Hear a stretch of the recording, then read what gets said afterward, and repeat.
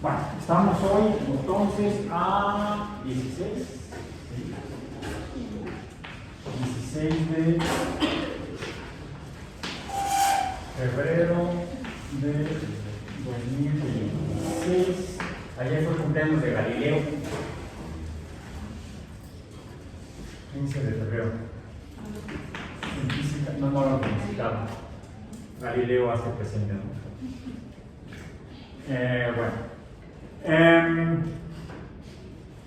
Terminamos la semana pasada como tal de revisar lo que es el movimiento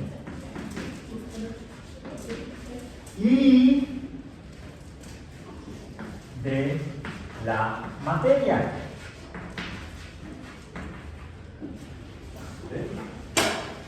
Vimos que la materia, en particular la materia,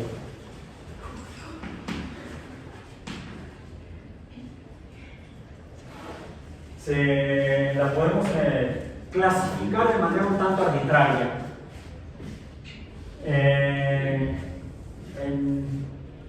que podemos encontrarla, observarla, percibirla, interactuar con ella en lo que llamamos estados de agregación. Es el nombre más apropiado, estados de agregación. ¿Por qué agregación? Porque vimos que normalmente cuando uno estudia física o le practican de física, dicen que la materia se encuentra en tres estados: Guanajuato, Chihuahua y Zacatecas. No, esos estados no. Se encuentran en todos los estados y también en la Ciudad de México, que no es un estado. Le llamamos ven para acá y viene y entonces llega en estado sólido. Pero también le encontramos en estado líquido y también en estado al que llamamos gaseoso o gas o gaseoso. No soy yo, no está silenciado, alguien está haciendo ping por ahí. Silencia a lo mejor.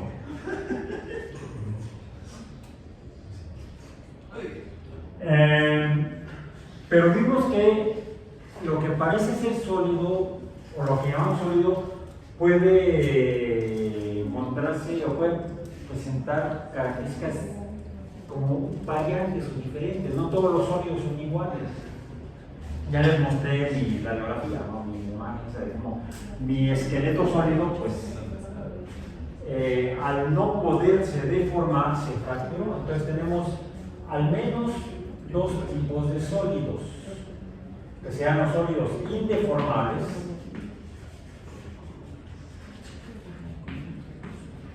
que no cambian de forma, y los deformables,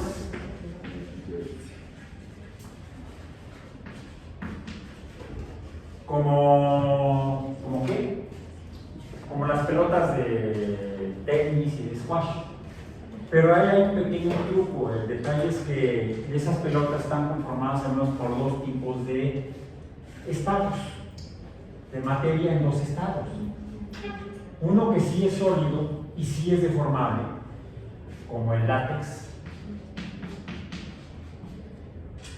El látex, el caucho vulcanizado, vamos a decir, porque esas dos, las pelotas de tenis y de béisbol, de tenis y de squash, a diferencia de un globo, es que aunque proceden del mismo producto natural para formarlas, el látex, en el caso de las pelotas, al látex es un producto biológico, lo producen plantas. Se le hace un proceso al que se le llama vulcanización. Uno apela al dios Vulcano, no es mágico, es químico. Y entonces cambian sus propiedades sólidas. Se hace, el látex, como el de los globos, es mucho más deformable que el de las pelotas. porque los globos no están vulcanizados. En cambio, las pelotas, el látex de la pelota sí está vulcanizado. Es un proceso no físico, sino químico. Pero no solo eso, también revisamos, por ejemplo, las rocas. Vemos que las rocas pues, son indeformables. ¿Y qué les pasa cuando actúan fuerzas, el movimiento? ¿Cómo definimos el movimiento? El movimiento es velocidad. Velocidad es movimiento. Que la velocidad es, pongamos cómo se produce la velocidad. Cuando un objeto de materia cambia su posición en el espacio, lo llamamos, lo mejor como la D de distancia. No, lo voy a dejar como delta X. Mejor. Delta X entre delta T, esto es V, velocidad. ¿Sí? Recordemos, vectores. La velocidad es movimiento.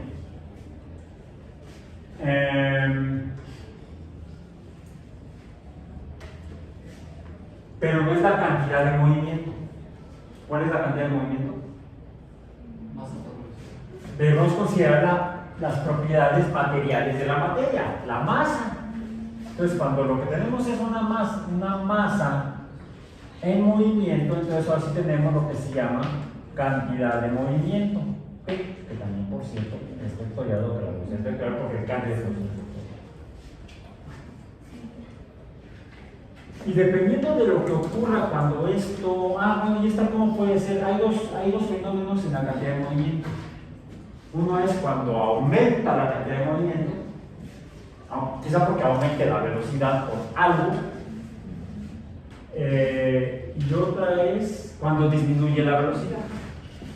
¿Sí? Ahora, si tenemos un aumento de velocidad o una disminución de velocidad, estamos hablando de un cambio en la velocidad. Y esto, cuando lo relacionamos con el tiempo, pues tenemos otra cantidad. ¿Esa cuál era? Me faltó al final otra abierta. La aceleración, efectivamente.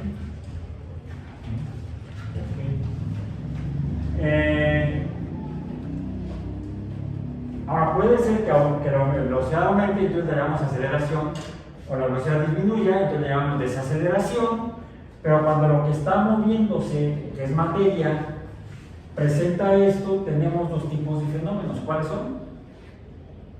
El impulso cuando aumenta la velocidad y el impacto cuando disminuye la velocidad a cero. ¿Sí? Por ejemplo, bueno, en el momento en el que tocó el piso, su velocidad fue cero, pero luego regresó un poco. ¿Por qué regresó un poco? Porque la cantidad de movimiento es un hecho que siempre se conserva de alguna manera.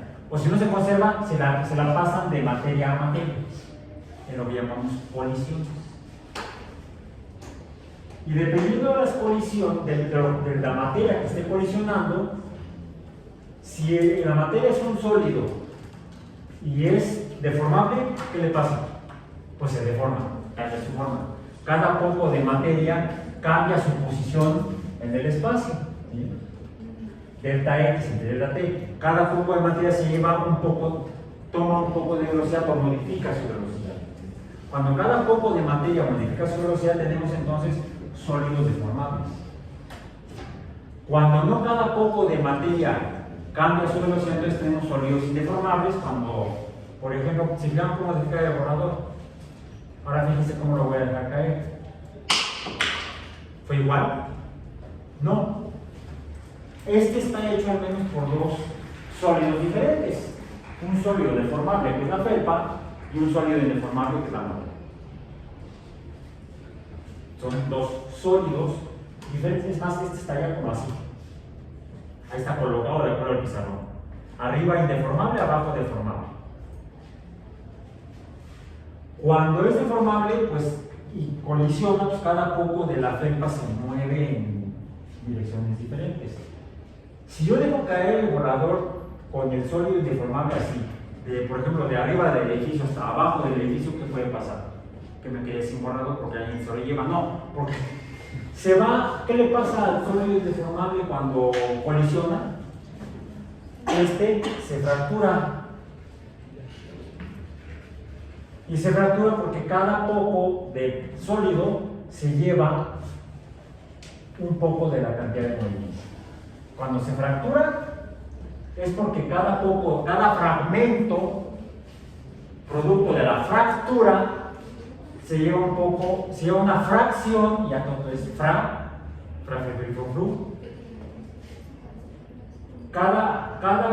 fragmento del sólido indeformable se lleva un poco de cantidad de movimiento, en lo que será una colisión o impacto.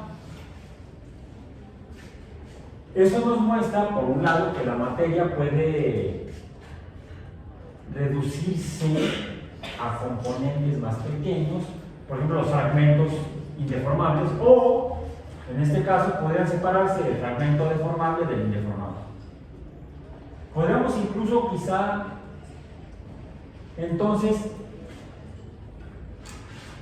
desagregar. Agregar es juntar, desagregar es separar. Cuando un sólido indeformable se fractura, se está desagregando.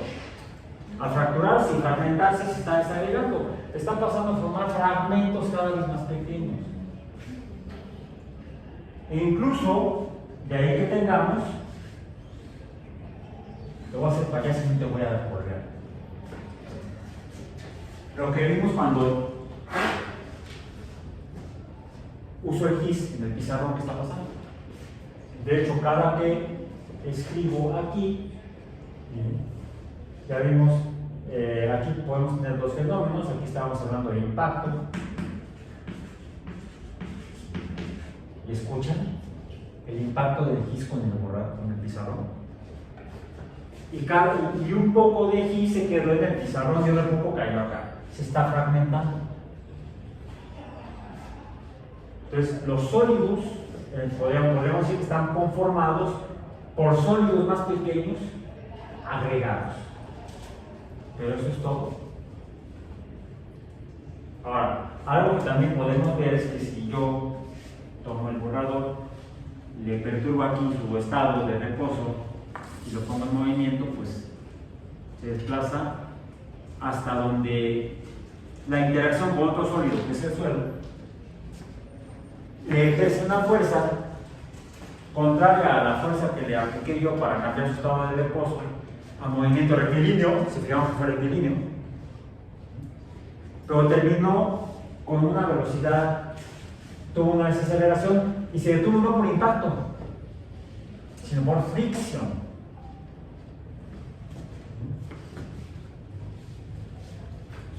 Para que cambie su estado de reposo tuvo que ser perturbado.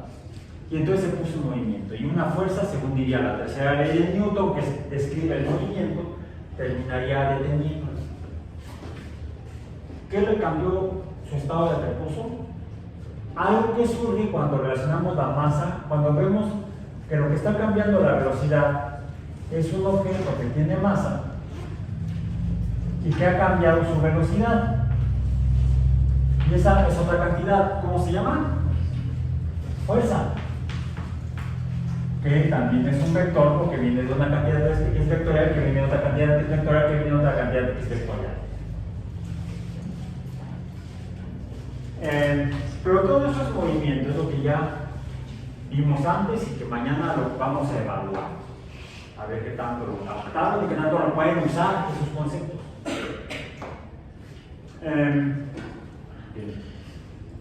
Ahora, cuando surgió el concepto de fuerza, también mencionamos que no solamente es la causal de que los objetos cambien su movimiento.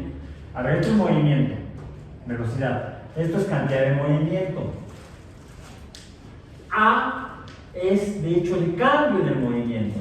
Aquí está, cambia, delta E, delta V es cambio de velocidad, que es el movimiento, entonces sería el cambio de la velocidad es el cambio del movimiento y ese cambio de movimiento se llama aceleración. Cuando lo que cambie, para que cambie en el movimiento una masa, tiene que existir una fuerza que le cambie el movimiento a esa fuerza. Pero también vimos que cuando hay una fuerza que opera en un sentido, vamos a decir, hacia esta dirección, pues habrá otra fuerza igual que opere en la dirección contraria, por eso le pongo el signo. Y estas serían las primeras dos leyes, no, las segundas dos leyes de Newton, las segundas dos, después de la primera, que es la que me dice que para que las cosas cambien requiere una fuerza. Inercia. Se queda en reposo y estará ahí a menos que algo la perturbe, una fuerza. Cambiará si se aplica una fuerza. Estaba en movimiento y se volvió a detener. ¿Por qué? Porque hubo otra fuerza que se opuso a la del movimiento. Siempre hay fuerzas. Siempre hay fuerzas. Pero no están etéreas, actúan sobre algo. ¿Sobre qué? Sobre la materia. Sobre la masa. Entonces debemos recordar que debemos considerar la masa, que es la que conforma los objetos que si están agregados serán sólidos. Como por ejemplo, esta vela. Vela, ya la viste. Ahora, a ver, nosotros somos muy acolchonados de acá arriba. Necesitamos a alguien que esté menos acolchonado. Lo siento mucho. ¿Qué sentiste? Un sólido. ¿Sí? Se comporta como sólido. Como el borrador friccionó con el piso, estaba en movimiento rectilíneo y terminó deteniéndose porque hay una fuerza opuesta cuando están en contacto sustancia en materia, que esa es la fuerza de fricción, que opera en contra del movimiento de la materia.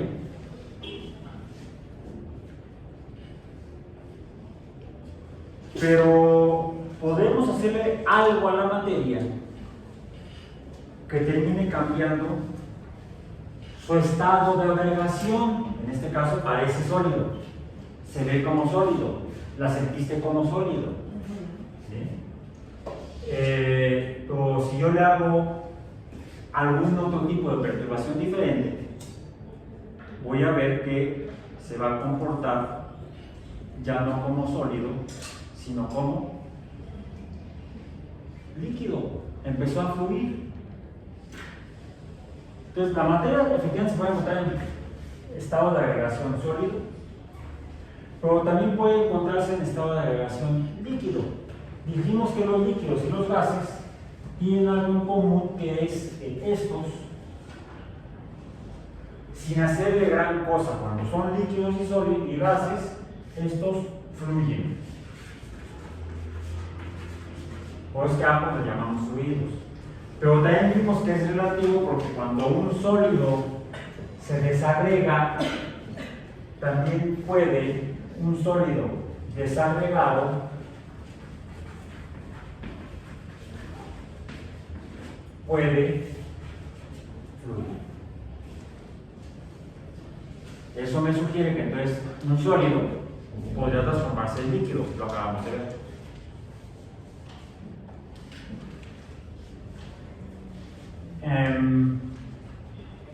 Pero no solo eso, terminamos la semana pasada en realidad no hablando exactamente de los estados de agregación, sino de la materia. Voy a tener que hacerlo a manita. Voy a tener que hacerlo a mano, porque no se quiere detener. No se quiere, mejor lo hacemos así. No, está bien. Está bien así. A ver, fíjense bien. Fíjense bien. ¿Está sólida? ¿Toda sólida? Fíjense qué sucede cuando acerco esto.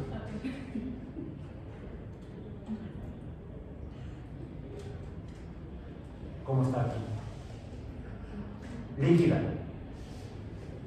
O sea, lo mismo que puse yo a este lado, incluso ahí quedó una gota sólida, pero queda líquida. Y acá lo que estamos viendo es algo parecido a lo que sale de aquí. ¿Son iguales o parecidas? Parecidas, la voy a hacer más chiquita, pues no lo voy a acabar. Ahí está. Ahora ya es más parecida. Sin embargo, se fijan que la del lado derecho tiene como dos colores. Y la del lado izquierdo tiene los mismos, pero tiene más amarillo que azul. Y esta tiene más azul que amarillo. Ambas provocan lo mismo. Y esta ya hemos dicho que adentro, ¿qué tiene? Un líquido. Pero, ¿con quién lo hice? No vino ahora, pero lo voy a hacer acá. No tengas miedo, ten pánico. ¿Qué sería? Se escucha un pss, y dijiste alguna vez, te creíste lo que te dijeron en la escuela. Ay, es gas, es cierto, líquido. Pero cuando lo dejo salir, efectivamente, no sale de a chorrito como el agua, no sale de a chorrito como la parafina, sino que sale no como líquido, sino como algo parecido al aire, un gas. ¿Y cómo se llama lo que está aquí adentro, dijimos? Propano. Es propano. A ver, ten esto. Con cuidado. Así. Así como. Esto es propano. A ver, puse el látex es sólido. ¿Sí? La parafina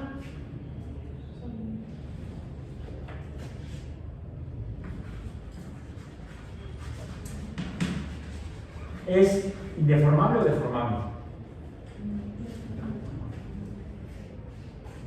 ¿Indeformable o deformable? Deformable.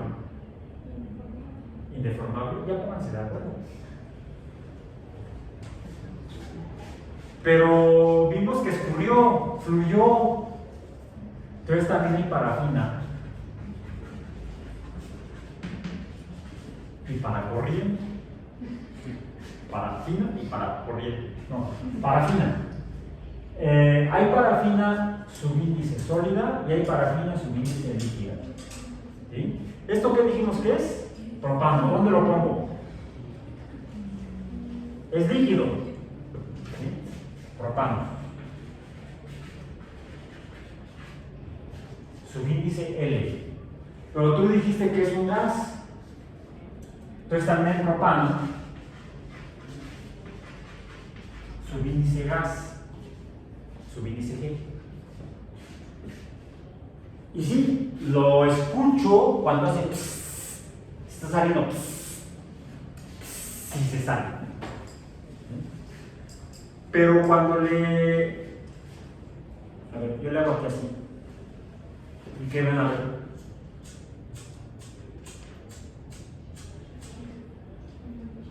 ¿Qué salen? Chispas, chispas. Sí salen chispas. ¿Sí? ¿Quién sabe qué es eso? Chispas. En realidad lo que hay allá adentro es una piedra, una roca. Que cuando le... Y aquí lo que hay es otra roca cilíndrica, como un anillito, como una dona que está allá adentro, que cuando la jalo con estos engranes, gira, se talla con la otra roca, están colisionando, están impactando y se está fragmentando. Y al fragmentarse emite luz. Si al mismo tiempo que hago que choquen las rocas, permito que salga el propano gaseoso, entonces el propano gaseoso emite luz. Más, ¿vieron ahí? Chispas, chispas. Le dimos un nombre a este propano gaseoso cuando emite luz. ¿Cómo se llama? ¿O qué es? Es un plasma.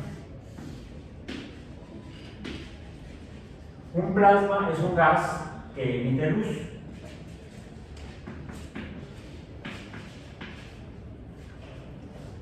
Algunos físicos dicen que es el cuarto estado de la materia. Pero yo también estoy viendo que la roca sólida, fragmentada, puede emitir luz. Entonces, ¿qué? ¿La roca sólida fragmentada también es un plasma? No necesariamente. Simplemente es una roca sólida fragmentada que está emitiendo luz. O todo lo que emita luz va a ser un plasma. No te preocupes, no te vas a... Ten un poco de paciencia.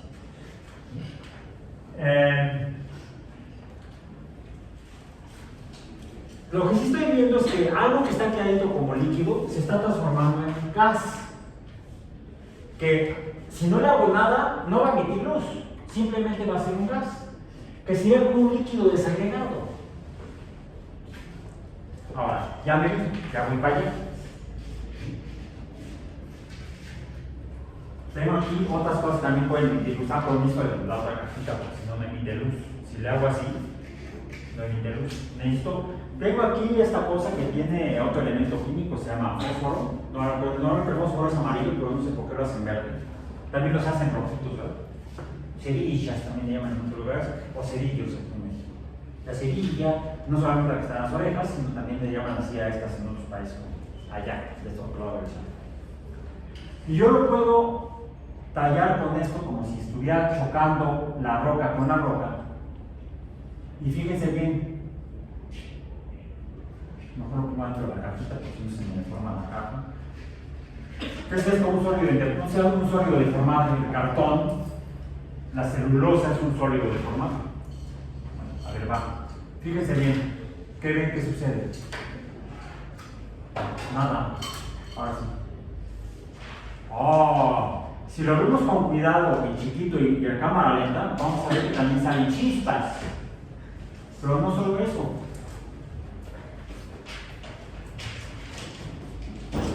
¡Uy! Magia, porque ya viste lo que ocurrió. ¿Viste también lo que ocurrió? ¿Qué ocurrió? Se volvió a... A ver, primero, vendí este. Tenía yo un plasma como ese, como el del propano. Le soplé y desapareció el plasma. ¿Qué se veía? Lo que los niños llaman humito, un humo blanco. Tenemos humo papa. No, eso no ocurre allá en Roma, en el Vaticano. Vimos humo blanco, no hay ningún humo papa.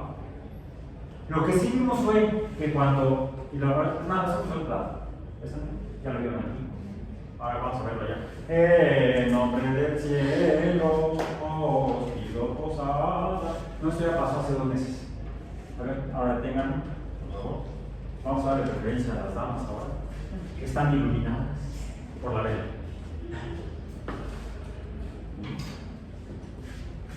¿Qué es lo que se ve ahí en esa cosa como pozo o con cavidad en la parte alta del cilindro de parafina? Es un cilindro de parafina. Se ve un líquido, se ve que algo que se mueve, que fluye. Es la parafina líquida. Parafina líquida. Cuando yo hago que el plasma deje de emitir luz, ya no va a ser plasma. ¿Qué tendría que ser? Si el plasma ya no emite luz, ¿ahora qué es? Tendría que ser un gas. Si fuera un gas, tendría que fluir. Vean lo que se ve arriba del pabilo, que es el hilito, cuando soplo y se apaga la vela. Apaga la vela del rico pastel y piensa un deseo, que seas muy feliz. Ay, me falló. Me sonó, lo perdí. Es con la cerillo prendido, ¿verdad? Ay, no. Ay. A ver si vas. No iba a ser más de rato.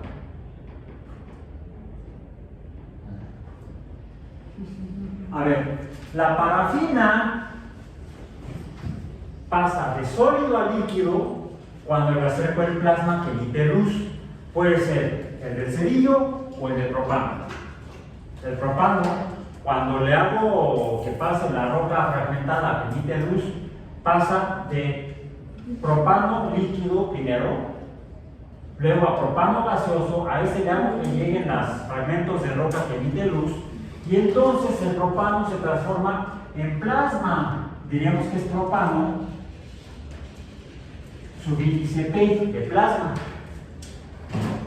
Es un gas de propano que emite luz, o un plasma de propano.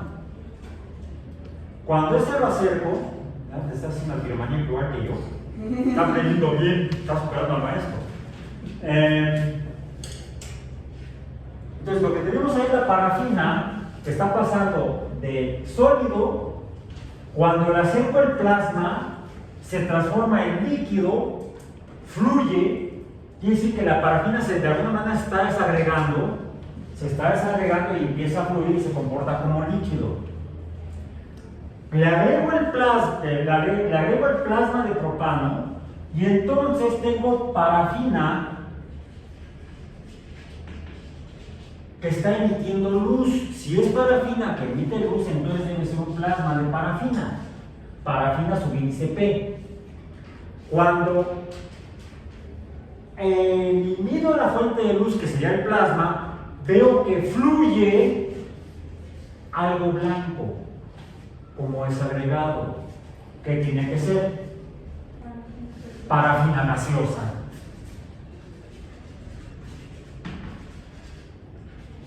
Parafina subíndice G, gaseosa. El humo es parafina gaseosa. Y ahorita te estás adelantando al curso. Nos estás spoileando. Bien, ahora. Sin embargo, ocurren otras cosas. Se ha fijado. ¿Cómo está? ¿Cómo se ve aquí abajo la vela? Le acerqué primero fue la luz de propano, el plasma de propano. Hagámoslo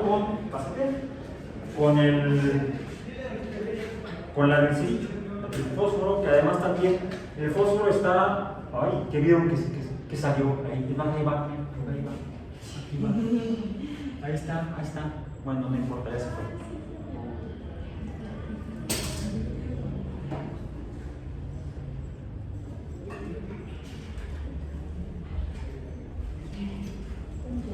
¿Cómo se puso abajo de la vela? Negra, como mi conciencia. Aquí lo que estamos teniendo no es un fenómeno físico, porque la parafina ya no es blanca. El gas o humo blanco que vimos que salió de la parafina, que estaba emitiendo plasma, que estaba emitiendo luz, que era un plasma, esa parafina gaseosa se ve blanca. El humo blanco es parafina gaseosa. Cuando veo algo negro, incluso el mismo pabilo, que queda después de que la parafina pasó de sólido a líquido, a gas, a plasma, y queda negro, me está informando que ese ya no es un cambio físico, sino un cambio en el cual la materia ha dejado de ser lo que era, ya no es parafina, es un cambio químico. Y lo que estoy viendo es lo que llamamos carbón, que me está dando otra información que no es objeto central del curso, pero sí nos da luz, no porque sea plasma, nos da información de cómo está conformada la materia, pero eso lo ven en su curso de química. Es algo artificial. Por la forma en que organizamos el conocimiento para tratar de entenderlo, a eso le llamamos educación escolarizada. Parte de un modelo filosófico que se llama el positivismo ilustrado, ha evolucionado, hemos hablado también. Bueno, después se habla del neopositivismo, etcétera. Pues el conocimiento, el cómo entendemos las cosas, nos vamos separando en compartimientos chiquitos. Y separamos el conocimiento de filosofía, física, medicina, botánica, astrología, que es como lo hacían los griegos hace más de 2000 años. Ya los griegos hablaban de medicina, de botánica, de filosofía, de matemáticas, de astrología, de física, mencionamos a Aristóteles, pero no hablaban de química, hablaban de alquimia, no hablaban de biología, hablaban de naturalismo, no hablaban necesariamente de esta física, sino de filosofía natural. Lo que ahora llamamos física, química, biología, ecología, todo eso comienza a surgir apenas hasta el siglo XVII realmente, aunque se empieza a construir en el siglo XVI esa organización del conocimiento, quedando a lo que ahora llamamos ciencia. Por eso es que decimos que esta cosa negra no la vamos a abordar ahorita, porque eso es cosa de química, de su curso de la web de química orgánica. Esto es orgánico. Ah, que no es inorgánico, desechable. ¿Cómo le llaman ahora que están dividiendo los desechos de la basura? Orgánico, reciclable. No, esto es orgánico. No es inorgánico, reciclable. Ok. El hecho es que estamos viendo que la materia que conforma el universo no solamente se puede encontrar en tres supuestos estados de la materia. Y decimos supuestos porque los sólidos, no todos los sólidos son iguales, hay deformables y deformables. Pero además también mencioné la gelatina. Y les pregunté, ¿qué es esto? No es. Eran caras feas que hacíamos cuando estábamos niños para insultarles. ¿Por qué puedo hacer eso por así? ¿Qué es esto? ¿Qué es esto? El conejo. No es un teporingo, está chiquito. Conejito de volcanes. ¿En dónde ubicamos a la materia biológica? Bueno, el exoesqueleto de los vertebrados es indeformable, ya lo demostramos, ya lo demostré yo. ¿Alguien se ha fracturado algo? ¿No? ¿Sí? Bienvenido al club. Cúbito y radio cuando tenía yo 8 años. Sí, ya me toca calendario en el hospital. Ya soy cliente frecuente. No tanto. Las fracturas se deben a que hay componentes, hay partes del organismo, de los animales, de la clase pasada, incluso un exoesqueleto de invertebrado, son sólidos, pero el resto de los invertebrados, ¿dónde los ponemos? ¿Son sólidos? ¿Líquidos? ¿Gases? ¿La vida en qué forma se encuentra? ¿Sólida? ¿Líquida? ¿Gaseosa? Los compuestos químicos y los que llamamos orgánicos, ¿dónde los colocamos? ¿Sólidos? ¿Líquidos? ¿Gases? Bueno, algunos compuestos son sólidos, efectivamente, otros son líquidos, otros son gases. El oxígeno que respiramos es gaseoso, el dióxido de carbono que exhalamos es gaseoso. ¿Seguros? El agua. Bueno, aquí nos estás demostrando que hay agua sólida. Es más, también hay agua líquida, pero es una solución o una suspensión. Tenemos que hacerle pasar la lucecita para ver si esta cosa que fluye, sería un líquido aparentemente, es un líquido puro, es decir, solamente una sustancia, o es una mezcla de sustancias, donde por cierto las mezclas se pueden hacer de sólidos con líquidos. Le pusiste azúcar a tu bebida, sacarosa, que es la que viene como azúcar. ¿Cómo la venden el azúcar en el súper? Sólida, fragmentada. No te venden bloques de azúcar, ¿no? Por cierto, es un compuesto orgánico de origen biológico. Se extrae de las plantas, principalmente, es más fácil. También podemos extraer de otros organismos, como los animales, pero es más bronca. Es más, te lo extraen cuando vas al examen médico. Te pasan al laboratorio y te chupan así como con una de esas. ¿Sí? Y entonces, de ahí te hacen el análisis. Tiene usted tanto de glucosa, que la glucosa es la mitad de la sacarosa. Aquí, si le pusiste sacarosa, ya no está el cristal sólido de la sacarosa. Está disuelto, está en forma líquida, pero es una mezcla de algo que fue sólido con un líquido, por ejemplo. Sin embargo, todavía tenemos agua sólida, le llamamos hielo.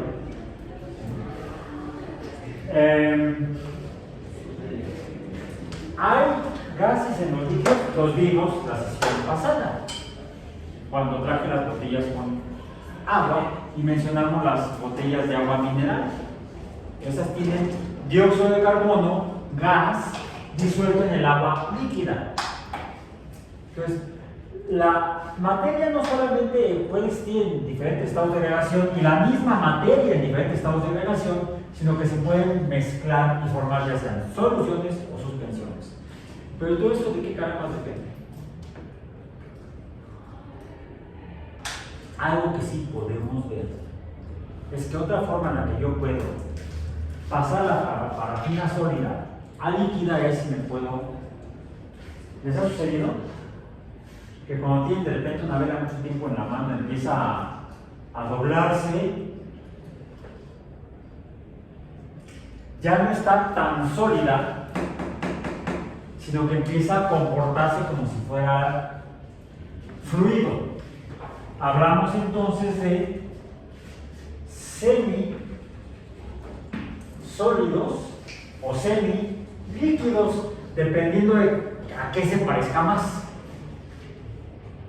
También los líquidos como que empiezan a separarse y empiezan a formar gotitas como el que traje yo, que ya me acabé la clase pasada, la lata que tenía un líquido que salía disperso, desagregado, y a eso le llamamos un líquido dispersado, un aerosol. Los aerosoles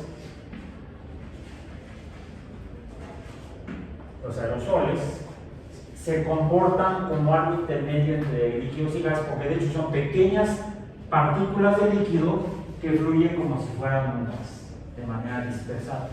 Entonces, es muy relativo que hablemos o que digamos que la materia se encuentra en tres estados de agregación física: sólido, líquido y gas, porque hay estados intermedios o fases intermedias. Fases como incluso en las cuales la materia se va transformando de una forma a la otra, le llamamos fases de transición. Cambio. Y todo eso depende del movimiento de la materia, pero no como cuerpos completos, sino por la materia que conforma a cada cosa, a cada sustancia, o cada compuesto de materia, o a cada mezcla de materia. Todo estaría conformado entonces por partículas que se pueden hacer lo opuesto, agregarse. En lugar de desagregarse, se agregan, se juntan, y si se agregan, si están desagregadas, se pueden mover por su cuenta cada una de ellas. Si se mueven, entonces, ¿qué tienen?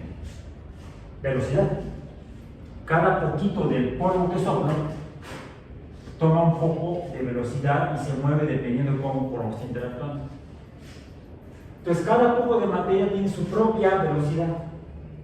Cuando se encuentra con alguna otra, colisionará, habrá un impacto y habrá una transferencia de momento, y habrá un cambio en la velocidad, habrá una aceleración o una desaceleración.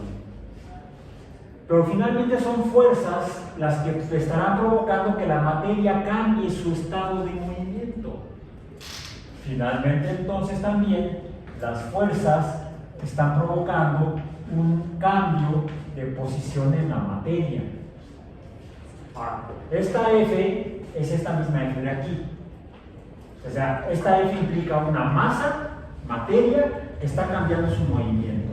Y cuando cambia su movimiento, dijimos que cambia su ubicación en el espacio y aparecía otra cantidad, la cual le llamamos como el trabajo.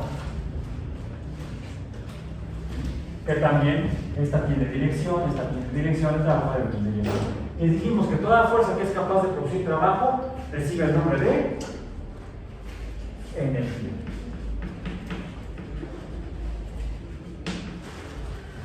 Incluso como por ejemplo cuando cae. Cuando cae, está en el borrador, podría caer. Podría caer, sí. ¿Por qué? Porque está a una distancia que la separa del suelo. Y está actuando sobre la masa del borrador, la que mencionamos como perturbación terrestre por interacción de la masa del borrador con la masa de la Tierra. Le llamamos eso la cuarta ley de Newton, la fuerza de atracción entre masas, atracción universal. Entonces aquí está, puede caer, puede pasar su velocidad de 0 a otra diferente y por lo tanto habría una aceleración. Pero esa aceleración no es cualquier aceleración. ¿Cuál aceleración es? La de gravedad. Entonces tenemos la masa del borrador, la aceleración de gravedad y la altura, lo vamos a llamarle height en inglés, altura. Y es lo que me describe lo que le puede pasar a ese borrador. Puede cambiar su delta Y, la altura Y. ¿Sí? Es más, ya no así, delta Y. Entonces está el borrador, está ahí arriba. Bueno, puede pasarle algo, puede gravitar. Entonces, existiría la fuerza de gravedad, F, que cambiaría su delta Y entonces hay un trabajo, hay una energía que puede actuar sobre eso para cambiarle la aceleración. Y esa es la que llamamos energía potencial. La energía potencial es esa. En el momento en que empieza a caer, empieza a cambiar su altura. Esta se hace más pequeña. ¿Sí? Pero G sigue siendo la misma. La masa sigue siendo la misma, pero la altura va cambiando. Como cambia la altura, entonces el trabajo va a cambiar.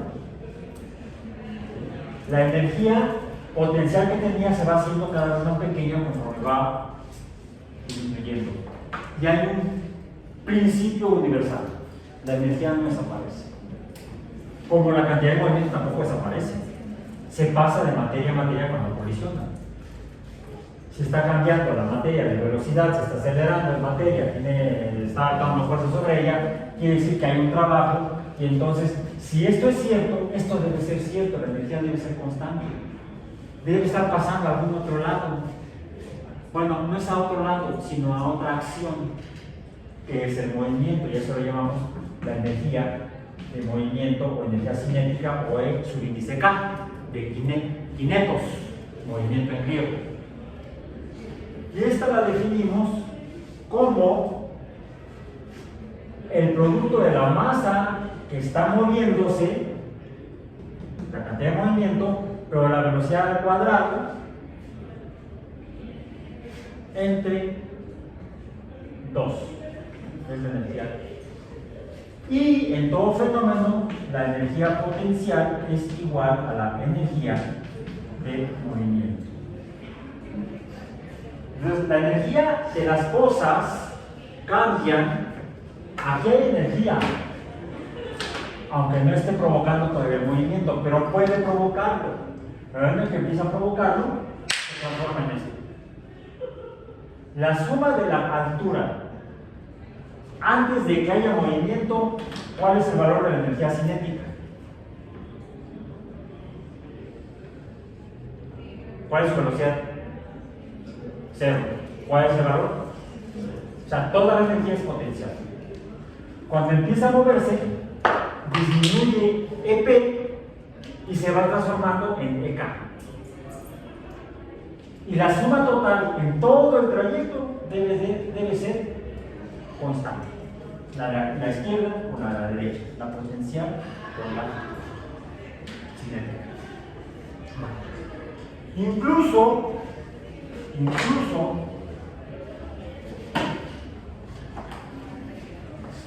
pelota. Bueno, está qué bueno que no se queda ahí. Fíjense, tendría la misma energía potencial, no exactamente porque necesitamos cuando considerar la masa, pero tiene una energía potencial igual a esto. Cae, se transforma, y cuando llega acá, ahora tiene una energía potencial diferente que adquirió después de que colisionó con la Tierra. ¿Y luego qué sucede?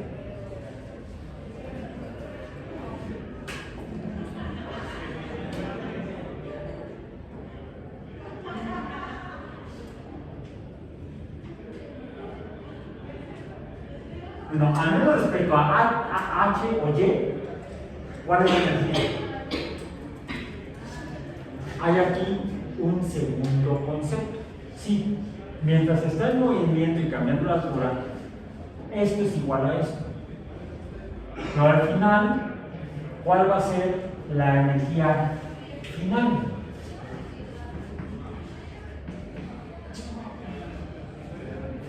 Es más, ahí está. Cero. ¿Dónde quedó con el que la energía se conservaba?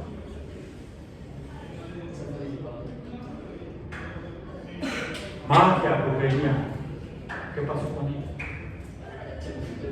Tenemos que considerar qué es lo que ocurre con la energía como trabajo. Y para eso, quizá tengamos que cambiar de modelo de estudio, de la pelota que va colisionando y colisionando y colisionando a la de su próxima vacuna. No.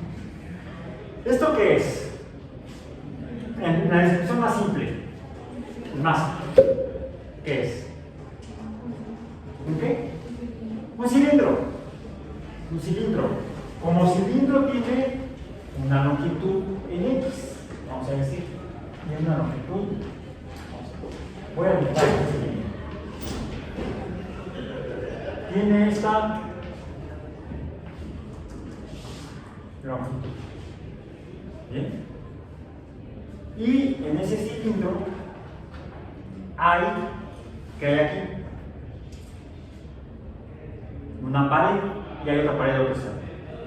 Entonces aquí tendríamos esta pared de aquí. Esta es L subíndice X. Pero, ¿cómo es el cilindro? Entonces tiene una longitud y tiene un diámetro. Si tiene un diámetro, quiere decir que esto es un círculo y aquí habría una superficie circular y habría otra superficie circular en el otro extremo. O sea, aquí tengo dos superficies, dos circulares. Bien. Entonces, ¿cuántas dimensiones tengo? 3. Aquí tendría yo A y aquí tengo L subíndice X. Pero recordamos que A es igual a L por L. ¿Sí? Entonces, A es L cuadrada por L. Finalmente, aquí lo que tengo, de aquí para acá, ya lo que tengo es un volumen. Entonces, que es proporcional o equivalente a la longitud del cilindro. Ahora, vamos a ponerlo así. ¿Cuál es el volumen en el cilindro?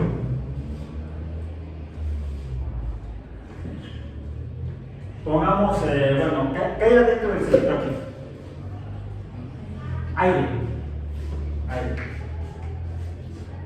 ¿Y ahora qué hay en el cilindro? No hay aire porque están las dos superficies unidas. Si yo lo pongo de esta manera, ahora, si hay aire, imaginemos que la posición inicial es el 0. Aquí está el 0. El 0 en L. El 0 en volumen sería 0. Ahora, imaginemos que por arte de magia cambia la pared negra de posición a, vamos a ponerlo, ahora está en el 100. ¿Sí? Está en el 100. Por cierto, ¿las unidades cuáles son? Se lo puse por eso así, porque está, el letrero está en vertical, no está horizontal. De hecho, hasta la marca es 150 mililitros o 150 centímetros cúbicos. ¿Qué ocurrió con el volumen? Vamos a ponerlo así.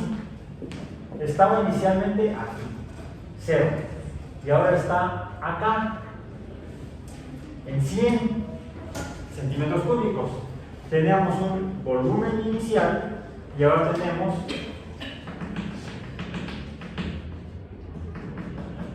un volumen final. No importa los números. ¿Esto qué es? Cuando paso de un volumen inicial a un volumen final, pues tengo un cambio de volumen, que es igual al volumen final menos, o lo voy a poner al revés. Lo voy a poner al revés, mejor. El volumen final menos el volumen inicial es igual a un cambio en el volumen.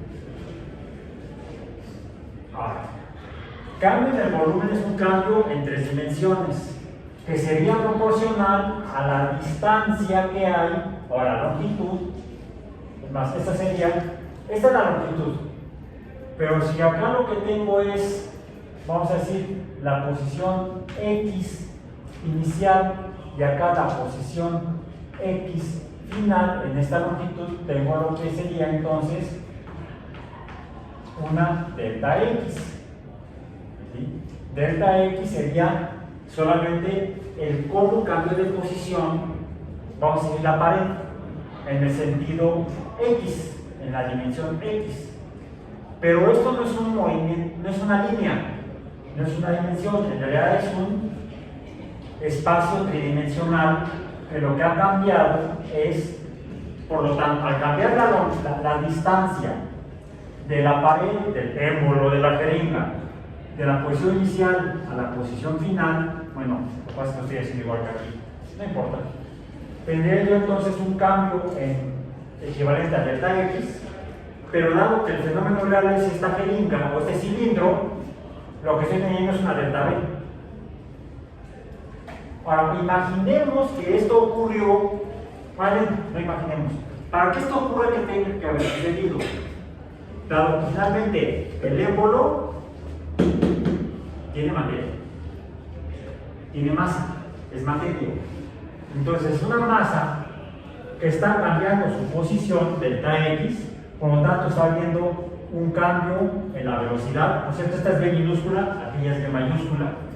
Un cambio en la velocidad estaría aquí, les decías que al principio había ¿qué? Aire, un gas. Si ese gas que está aquí adentro inicialmente estuviera todo junto aquí entre la pared del émbolo y la pared de la jeringa, la pared cilíndrica, la circular de la jeringa, y ese gas ahora ocupa un volumen hasta acá, ¿sí? Ahora el gas está en todo esto. Han ocurrido dos cosas. La primera, la pared del émbolo ha cambiado, la superficie ha cambiado de posición, ha habido una delta X. Pero en realidad, a lo que es un cuerpo tridimensional 3D, lo que ha habido es un cambio en el volumen. Lo que habría habido aquí adentro habría sido el aire, el gas, el cual tiene masa y estaría entonces, vamos a decir, empujando al émbolo, la pared, el círculo, la superficie del círculo, estaría empujándolo hasta que llegue a la posición final. Si esa masa de gas, vamos a poner aquí, de gas aire, está provocando este movimiento, entonces sería la fuerza del gas que estaría provocando no el cambio solamente en la posición del émbolo, sino el cambio en el volumen. Ahora, está ocurriendo el cambio en el volumen. Está pasando de 0 mililitros a 100 o 150 mililitros, los centímetros cúbicos. Ha cambiado el volumen. ¿Qué habría provocado el cambio del volumen? Pues lo que está dentro. ¿Y qué es lo que está dentro? Es el gas del aire que está provocando el movimiento del cilindro, de la pared, que entonces sería una fuerza. ¿Y esa fuerza dónde estaría actuando? Esa fuerza está de acá, la fuerza del gas, estaría actuando sobre el área del émbolo. A subíndice E es el émbolo, A subíndice E es el émbolo, Y es esta fuerza sobre esta área la que provoca el cambio en el volumen. ¿A qué se parece? F por delta X es igual a W, que es una forma de energía. Ahora, es la F, ya no solita, sino sobre la pared del émbolo. F sobre el área del émbolo, que está provocando no solamente delta X, sino delta XYZ o delta B. O sea, esto equivale en la realidad, más bien, esto en la realidad equivale a esto cuando lo que tenemos es que un objeto cambie su volumen. El espacio que ocupa en el espacio, el volumen. Si esto ocurre, ¿qué pasa? Vamos a decir, de B final es mayor que B inicial, recibe un nombre este cambio en el volumen, y se llama expansión. ¿Qué sería? ¿Qué es la W? Trabajo. Entonces, ¿qué es? Un trabajo de expansión. Un trabajo de expansión. Podría ocurrir diferente, que fuera B final menor que B inicial. ¿Cómo en qué caso? Volumen mayor inicial, volumen menor final, sí. En cambio, la de agregar. ¿Cómo se llama el fenómeno? Compresión.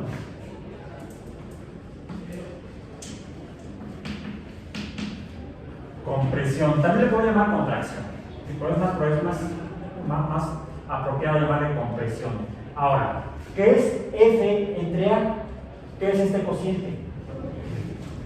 F entre A, ya lo habíamos visto. Toda fuerza que se ejerce sobre una superficie, sobre un área, ¿qué es? Presión. Entonces yo puedo sustituir esta P aquí y voy a pasar a definir que cuando una presión, una fuerza se ejerce sobre un área y provoca un cambio en el volumen, me está generando, pues el cambio de volumen no necesariamente es direccional, o sea, no necesariamente es vectorial, porque dependería de la forma. Ya no es vectorial, o la suma vectorial daría cero. Luego vamos a ver por qué. Este producto que se parece a este, que es trabajo, solo que el trabajo es lineal, una dimensión. Aquí es una expansión o compresión en 3 dimensiones. Se llama temperatura. Y la temperatura, a ver, si el trabajo es una forma de energía, una forma de medir o calcular la energía de algo, la temperatura es una cantidad que nos habla de la energía que hay en la materia.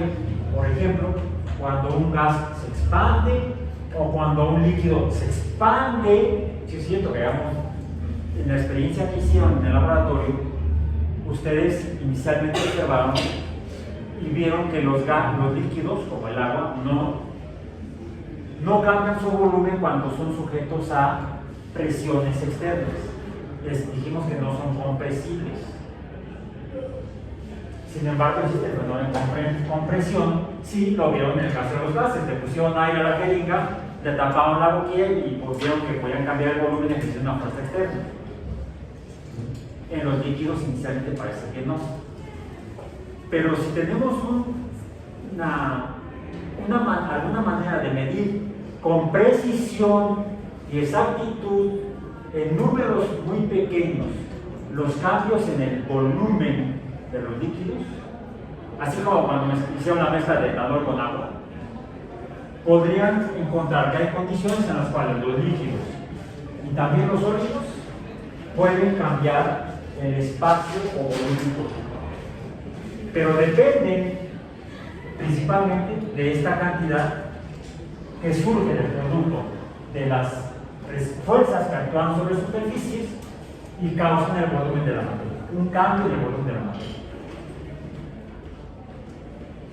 Y lo demás lo seguiremos revisando mañana. Nos vemos entonces en el aula de laboratorio mañana a las 11. Por hoy terminamos.